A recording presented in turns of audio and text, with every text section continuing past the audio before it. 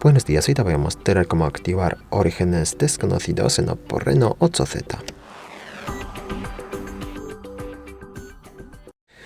Si quieres permitir instalar aplicaciones de fuentes externas, hay que acceder a la aplicación Ajustes. Luego de aquí, seleccionar la pestaña que se llama más abajo, Seguridad y Privacidad. Está aquí. Luego, más abajo buscamos esta opción, más seguridad y privacidad, o depende de la región, mayor seguridad y privacidad. Entonces accedemos aquí y en la lista buscamos fuentes de instalación. Está aquí la opción fuentes de instalación.